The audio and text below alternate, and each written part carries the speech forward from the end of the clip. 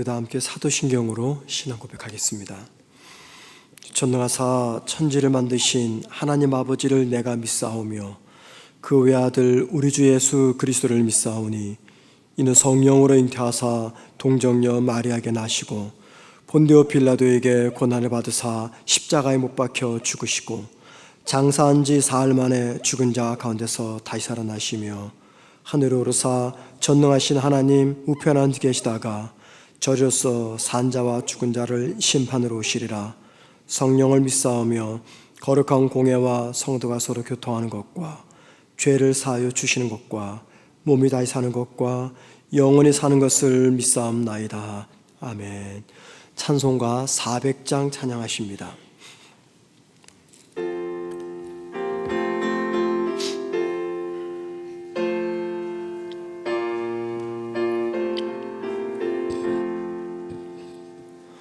험한 시험물 속에서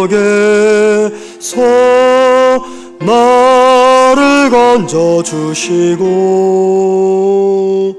노한풍파 지나도록 나를 숨겨주소서. 주여 나를 돌보시사 고이 품어주시고 험한 풍파 지나도록 나를 숨겨주소서. 권세 능력 무한하사 모든 시험 이기고 풍랑까지 다스리는 주님 앞에 비오니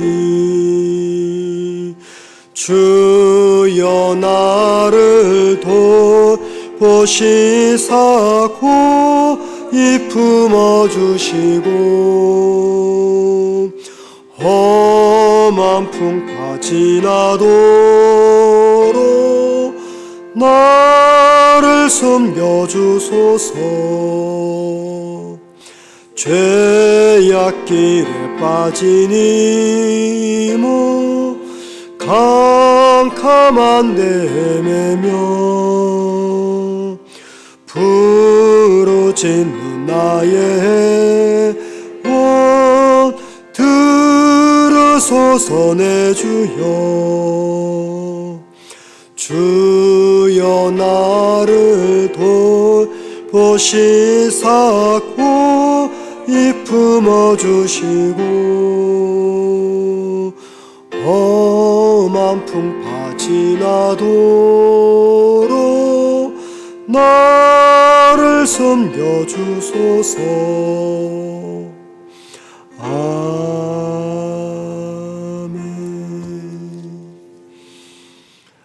말씀 보겠습니다. 하나님 말씀 욥기 31장 1절에서 23절까지입니다.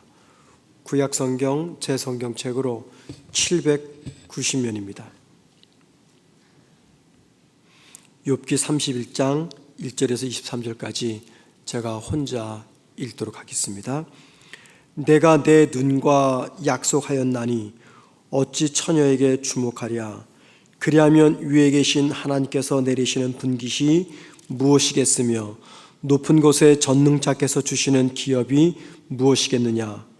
불의한 자에게는 환난이 아니겠느냐.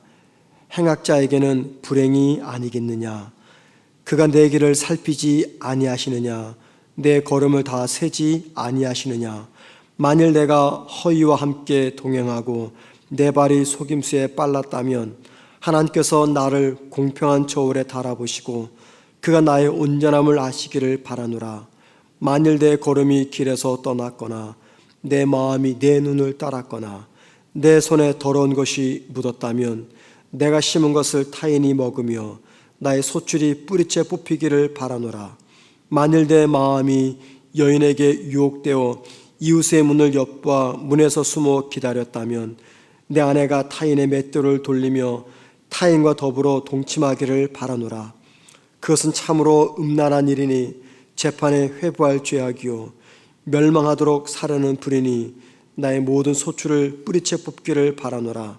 만일 남종이나 여종이 나와 더불어 쟁론할 때 내가 그의 권리를 저버렸다면 하나님이 일어나실 때 내가 어떻게 하겠느냐? 하나님이 심판하실 때 내가 무엇이라 대답하겠느냐? 나를 태 속에 만드시니가 그도 만들지 아니하셨느냐? 우리를 뱃속에 지으시니가 한 분이 아니시냐? 내가 언제 가난한 자의 소원을 막았거나 과부의 눈으로 하여금 실망하게 하였던가? 나만 혼자 내 떡덩이를 먹고 고아에게 그 조각을 먹이지 아니하였던가? 실상은 내가 젊었을 때부터 고아 기르기를 그의 아비처럼 하였으며 내가 어렸을 때부터 과부를 인도하였노라. 만일 내가 사람이 의복이 없어 죽어가는 것이나 가난한 자가 덮을 것이 없는 것을 못 본 채 했다면, 만일 나 양털로 그의 몸을 따뜻하게 입혀서 그의 허리가 나를 위하여 복을 빌게 하지 아니하였다면, 만일 나를 도와주는 자가 성문에 있음을 보고 내가 주먹을 들어 고아를 향해 휘둘렀다면 내 팔이 어깨뼈에서 떨어지고 내 팔뼈가 그 자리에서 부스러지기를 바라노라. 나는 하나님의 재앙을 심히 두려워하고 그의 위엄으로 말미암아 그런 일을 할 수 없느니라. 아멘.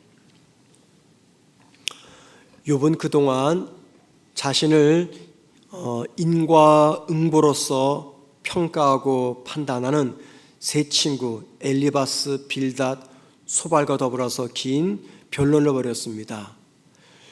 세 차례 걸린 변론을 다 마치고 나서 이제 욥은 마지막으로 친구들에게 자신의 생각을 전하는 자리에까지 오게 되었습니다. 오늘 우리가 읽어보는 욥기 31장은 친구들을 향한 욥의 마지막 변론 내용입니다. 31장까지 이야기하고 욥은 더 이상 말하지 않습니다. 그동안 욥은 자신을 정죄하는 친구들에게 많은 말을 했어요. 자, 그러면 여러분, 욥이 이제 마지막 말로서 어떤 말을 친구들에게 하는 것입니까? 오늘 말씀을 통해서 욥이 마지막으로 친구들에게 남긴 그 최후 진술의 내용이 무엇인가를 한번 생각해 보려고 합니다. 욥은 최후 진술에서 몇 가지를 강조해요. 첫 번째는 뭐냐면 이겁니다. 만약에 자신이 하나님께 죄를 지어서 이런 벌을 받는 것이라면 자신은 마땅히 이 벌을 받아야 된다라고 말합니다. 그러면서 하지만 나는 하나님께 잘못한 것이 없다 하면서 자신의 무죄를 주장합니다. 예를 들면 오늘 보면 1절과 3절에서 욥은 이런 얘기를 합니다. 사람과 세상을 바라보는 자신의 눈조차도 죄를 짓지 않았다라고 말합니다. 그리고 또 계속해서 7절과 8절에서는요, 만약에 자신의 손과 발과 눈이 죄를 범했으면 자신의 모든 것들을 다 거두어 가도 괜찮다라고 말합니다. 또 9절과 10절에서 만약에 욥이 이웃집 여인, 다른 여인을 보면서 음란한 생각을 품었다면 자기 아내가 남의 집 일꾼으로 가도 좋고 더 나아가 다른 남자와 동침해도 좋다라고 말합니다. 또 6절에서 16절에서 23절까지는 만약에 욥이 가난한 자에게 자비를 베풀지 않았다면 자신의 팔은 부러지고 말았을 것이다 라고 말합니다. 욥은 이 마지막 진술인 31장에서 계속해서 자신의 무죄를 강조하고 있습니다. 친구들을 향해서 너희들이 나의 고난을 보고 내가 과거에 지은 죄가 있어서 이런 고통을 당하는 것이라고 하는데 나는 결백하다. 나는 절대 눈으로, 생각으로, 손으로, 팔로, 다리로 죄를 지은 것이 없다 하면서 자신의 무죄를 강조합니다. 여러분, 욥이 정말 아무런 죄를 짓지 않은 의인이었습니까? 아닙니다. 욥은 여러 곳에서 자신의 죄를 진술하고 있어요. 예를 들면 욥기 13장 26절에서 이렇게 말합니다. 주께서 나를 대적하사 괴로운 일들을 기록하시며 내가 젊었을 때 지은 죄를 내가 받게 하시오며, 자신의 지은 죄를 인정하는 이야기들이 욥기 성경 여러 곳에서 나타납니다. 그럼에도 불구하고 욥은 마지막 진술에서 끝까지 자신의 결백을 친구들에게 주장합니다. 오늘 설교의 초점은 욥이 정말 아무런 죄도 짓지 않은 의인이었는가, 이것이 아닙니다. 여기에 있지 않고 오히려 죄를 멀리하고 하나님 보시기에 부끄럽지 않게 살려고 노력했던 욥의 모습들을 우리가 생각해 보는 것에 설교의 초점이 있습니다. 그래서 오늘 말씀은요, 욥이 죄를 멀리하며 하나님 보시기에 부끄럽지 않게 살려고 노력했던 그 이유가 무엇인가를 생각해 보는 겁니다. 욥은 자신이 죄를 멀리하면서 선을 행하며 살았던 이유를 밝힙니다. 먼저 여러분들 오늘 본문 2절 말씀 보시기 바랍니다. 욥이 말합니다. 그리하면 위에 계신 하나님께서 내리시는 분깃이 무엇이겠으며 높은 곳에 전능자께서 주시는 기업이 무엇이겠느냐. 여기 보니 하나님께서 내리시는 분깃 또는 하나님께서 주시는 기업, 분깃과 기업이라는 말을 욥이 말합니다. 여러분, 기업과 분깃이 무엇입니까? 하나님께서 베푸시는 상급을 말합니다. 상급. 또 14절과 15절 말씀 보시겠습니다. 이렇게 말합니다. 14절 15절 하나님이 일어나실 때 내가 어떻게 하겠느냐, 하나님이 심판하실 때 내가 무엇이라 대답하겠느냐, 나를 태 속에 만드신 이가 그도 만들지 아니하셨느냐, 우리를 뱃속에 지은 이시가 한 분이 아니시냐. 여기 14절 말씀 보면 하나님의 심판이라는 말이 나옵니다. 그리고 15절에서는 하나님이 자신을 창조했다라고 말합니다. 이게 무슨 말이냐면 욥은 무엇을 하든지 자신을 창조한 하나님의 심판을 의식했다, 그 말입니다. 23절 보십시다. 나는 하나님의 재앙을 심히 두려워하고 그의 위엄으로 말미암아 그런 일을 할 수 없느니라. 무슨 말입니까? 하나님의 재앙을 두려워했기 때문에 자신은 죄를 범할 수 없었다, 그 말입니다. 하나님의 재앙, 이 다른 말로 무슨 말입니까? 하나님의 심판이라는 뜻이죠. 욥이 지금 마지막 변론에서 반복해서 강조하는 것, 이게 뭡니까? 하나님의 심판, 하나님의 상급, 하나님의 평가, 이런 겁니다. 그러니까는 하나님의 심판과 하나님의 평가를 의식했기 때문에 자신은 죄와 동행하면서 살 수 없었다라고 말합니다. 그러니까는 욥이 평생 의식하며 살았던 것, 그게 뭡니까? 하나님의 시선이었다라는 겁니다. 우리가 귀에 익숙한 한 단어가 있습니다. 코람데오라는 단어입니다. 코람데오, 이거는 라틴어인데요, 두 단어가 합친 거죠. 코람, 이것은 뭐뭐 앞에라는 전치사입니다. 데오는 하나님입니다. 합치면 뭡니까? 하나님 앞에서, 그 말입니다. 하나님 앞에서. 욥이 지금 마지막 변론을 하면서 가장 많이 강조하는 것은 바로 이 하나님 앞에서, 하나님의 시선 앞에서 코람데오라는 겁니다. 자신의 행동 하나하나를 지켜보시는 하나님의 시선과 평가 때문에 나는 죄를 지을 수가 없었다, 그 말이죠. 저는 코람데오라는 말을 기억할 때마다 생각나는 한 문장이 있습니다. 샤를드 푸코라는 사람이 이렇게 묻습니다. 하나님을 믿는 신앙인들에게 가장 어려운 것이 무엇인가? 그는 스스로 자답하기를 하나님을 믿는 신앙인에게 가장 어려운 것은 하나님을 믿는 것이다 라고 말합니다. 이게 굉장히 역설적인 말이에요. 하나님을 믿는 신앙인에게 가장 어려운 것은 하나님을 믿는 것이다. 여러분, 이게 무슨 말입니까? 우리 모두는 하나님을 믿습니다. 그것도 아주 열심히 적극적으로 믿습니다. 그 열심이 얼마나 크냐면 그 믿음 때문에 이 이른 새벽 하나님께 나와서 기도하고 있는 겁니다.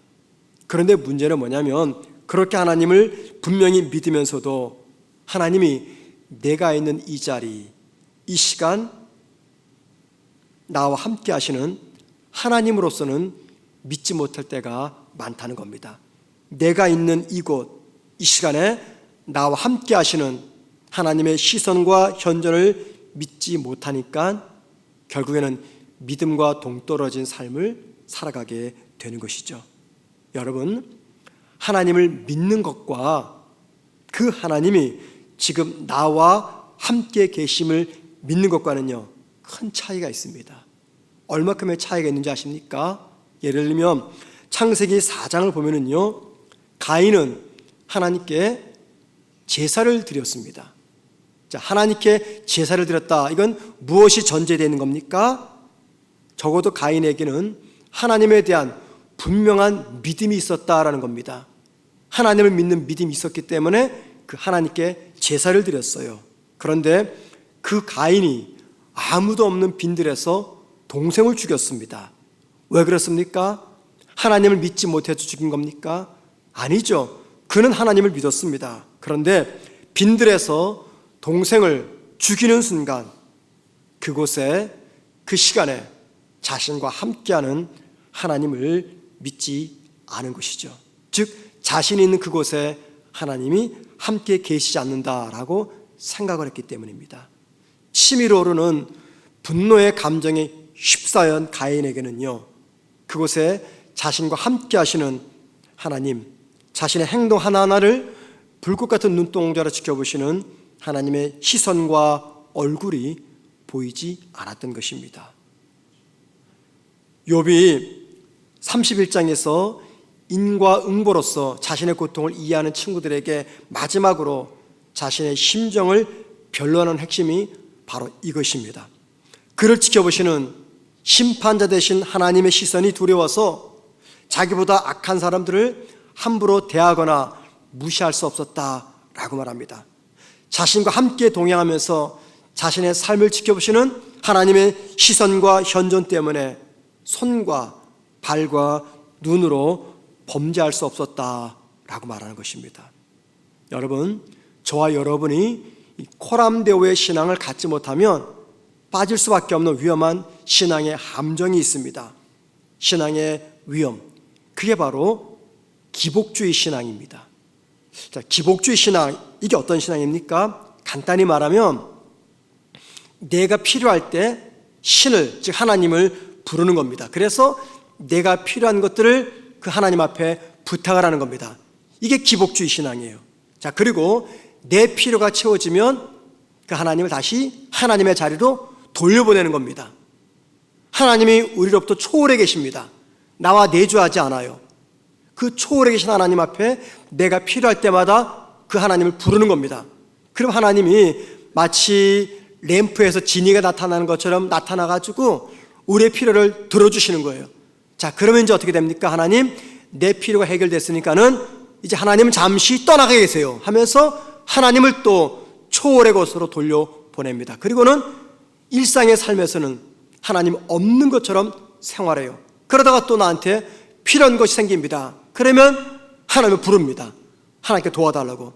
그러면 하나님이 나타나셔서 내 필요를 채워주면 또 하나님의 자리로 돌려보내면서 하나님을 생각하지 않습니다. 문제가 있을 때마다 신을 찾고 문제가 해결되면 그 하나님이 나와 함께하지 않음을 믿으며 살아가는 것, 이게 바로 기복주의 신앙입니다. 여러분, 왜 신앙인들이 이런 기복주의 신앙에 빠집니까? 그건 간단하죠. 내가 있는 이곳, 이 시간에 나와 함께 하시는 하나님의 현존을 믿지 못하기 때문입니다. 내가 고난을 당하는 그때, 그 장소에 하나님이 나와 함께 하심을 믿고 나를 보시는 하나님의 시선을 의식한다면 우리는 조용히 하나님의 일하심을 기다릴 수가 있는 것입니다. 우리는 늘 내 삶이 편안할 때, 내가 원하는 것이 승승장구 이루어질 때, 그때는 하나님이 나와 동행하신다고 믿어요. 그런데 내 삶에 위기가 찾아오고 유혹의 현장 앞에서는 하나님의 현존을 인정하지 않고 믿지 못합니다. 여러분, 왜 우리 신앙인들이 이 코람데오의 신앙으로 살지 못하는 것입니까? 욥은 하나님의 평가와 시선을 의식해서 죄와 싸우는데 우리는 왜 쉽게 무너지고 유혹에 쓰러지는 것입니까? 왜 그럴까요? 그 이유는요, 우리 모두에게는 진리를 보지 못하게 하고 하나님의 임재를 보지 못하게 하는 비늘이 우리 눈에 덮여 있기 때문입니다. 그 비늘을 벗겨내야 그때 비로소 나와 함께 하시는 하나님의 동행, 임재, 하나님의 시선을 믿고 의식할 수가 있는 것이죠. 그래야지 코람데오의 삶을 살아갈 수가 있습니다. 여러분, 저와 여러분의 눈에서 벗겨져야 될 비늘, 하나님의 시선과 하나님의 동행과 하나님의 현존을 믿지 못하게 하고 보지 못하게 하는 그 비늘이 도대체 어떤 비늘입니까? 대표적으로 불신의 비늘이죠. 불신의 비늘. 그리고 염려의 비늘입니다. 염려의 비늘. 욕망의 비늘입니다. 강한 자아의 비늘입니다. 경험의 비늘이고요, 절망의 비늘이고, 차별의 비늘이고, 배타주의 비늘, 이런 것들이 우리 눈에 덮여져 있는 한 코람데오의 신앙으로 살아가지 못합니다. 무엇보다도 저와 여러분의 눈에 덮여있는 대표적인 비늘이 있습니다. 그게 바로 기복주의 신앙의 비늘입니다. 이거를 벗겨내야 코람데오의 삶을 살아갈 수가 있습니다. 성도가 이 땅에서 어떻게 살아가나 하는 삶의 방향과 이 모습, 무엇에 의해서 결정될까요? 그것은 하나님의 평가와 하나님의 시선을 믿는 이 코람데오의 믿음에 의해서 결정이 됩니다. 욥의 마지막 고백, 우리가 함께 기억했으면 좋겠습니다. 욥도 우리처럼 죄를 지을 때가 있었습니다. 그럼에도 불구하고 욥이 언제나 놓치지 않았던 것은 자신의 삶을 지켜보시고 그곳에 동행하시는 하나님의 시선과 하나님의 현존이었습니다. 하나님의 심판과 평가를 생각하고 하나님의 시선과 현존을 보았던 코람데오의 이 믿음 때문에 그는 작은 죄조차도 두렵게 생각하면서 멀리할 수 있었습니다. 사실 코람데오의 삶을 살아간다는 것은 정말 어렵습니다. 때로는 나와 함께 동행하시는 하나님의 임재가 깊이 믿어질 때가 있습니다. 느껴질 때가 있죠.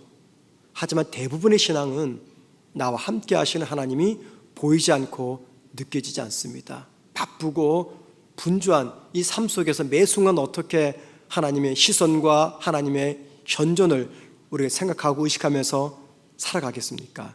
이건 어려운 일이죠. 그렇지만 여러분, 분명히 어려운 일이지만 그럼에도 우리가 하나님의 시선과 현존을 붙잡아야지 코람데오의 삶을 살아갈 수가 있게 됩니다. 오늘 하루 많은 삶의 사건들과 환경들 속에서 우리가 노출되어 있습니다. 누구를 만날지 어떤 일을 겪을지 알 수가 없습니다. 우리가 어느 곳에 있든지 어떤 상황이든지 하나님의 시선과 하나님의 현존을 의식하는 코람데오의 삶을 살아가기를 주의 이름으로 부탁을 드립니다. 기도하겠습니다.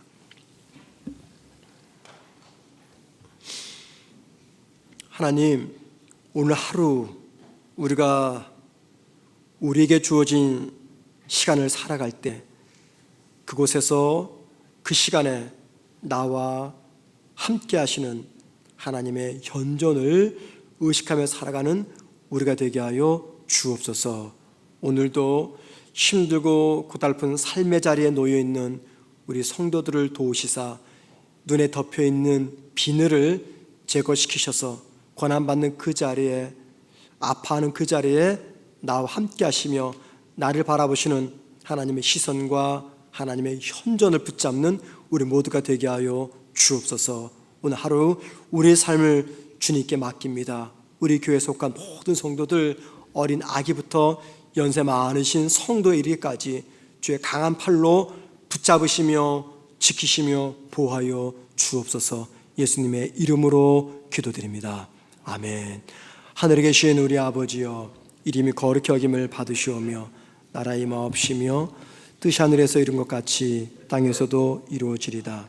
오늘날 우리에게 일용할 양식을 주옵시고 우리가 우리에게 죄 지은 자를 사하여 준 것 같이 우리 죄를 사하여 주옵시고 우리를 시험에 들게 하지 마시오며 다만 악에서 구하옵소서.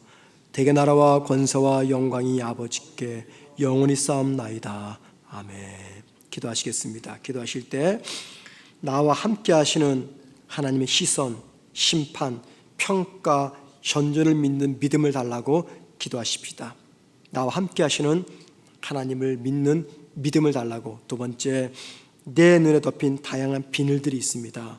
그 비늘들이 벗겨져야 하나님의 시선과 하나님의 현존을 믿을 수 있습니다. 볼 수 있습니다.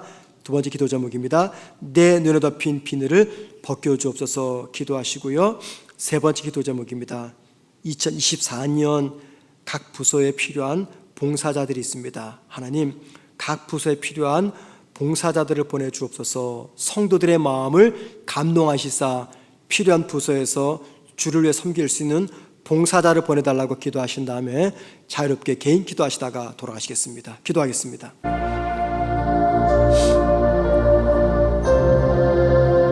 하나님 아버지,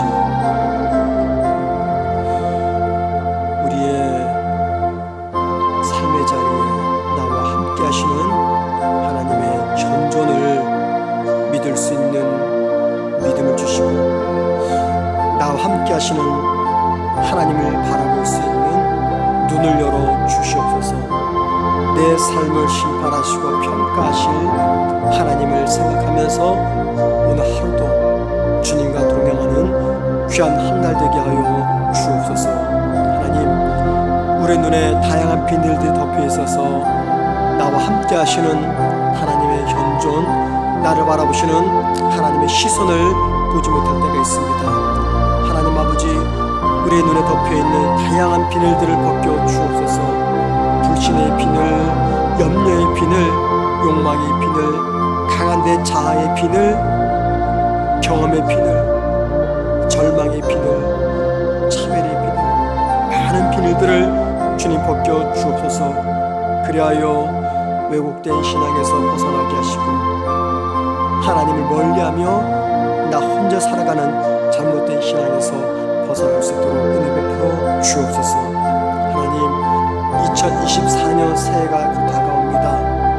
2024년 교회 각 부서에서 봉사할 일꾼들을 찾고 있습니다.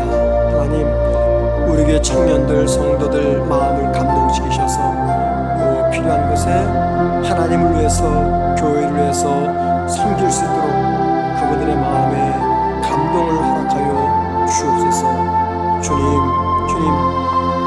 주님께서 당신의 핏값으로 세우신 이 교회를 통해서 영광 받아 주옵시고, 교회가 하나님의 마음에 감동을 드리며 이웃을 향해서 교회로서 삶을 감당하며 우리 교회 허락하신 다음 세대들을 잘 섬길 수 있도록 도와주시옵시고, 이를 위한 필요한 봉사자들을 하나님 세워 주옵소서.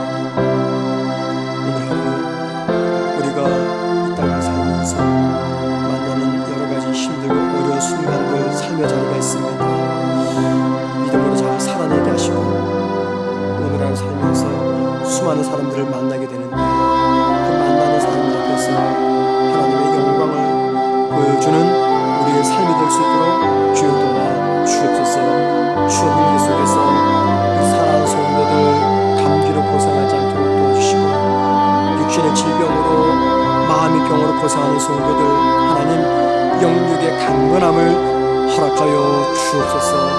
불안과 염려와 근심이 가득 차 있는 우리 성도들 마음속에 평강을 주시고, 주님, 미래의 삶에 대해서 두려워하는 성도들에게 용기와 담대함을 허락하여 주옵소서. 삶의 위기를 만난 성도들에게 이 시간 때문에 나에게 주님이 믿음을 주셨음을 알고 믿음으로 잘 극복하는 우리 성도들 되게 도와 주옵소서. 오늘 하루 우리 사랑하는 자녀들 어느 곳에 있든지 하나님의 손으로 지키시며 보호하여 주옵소서.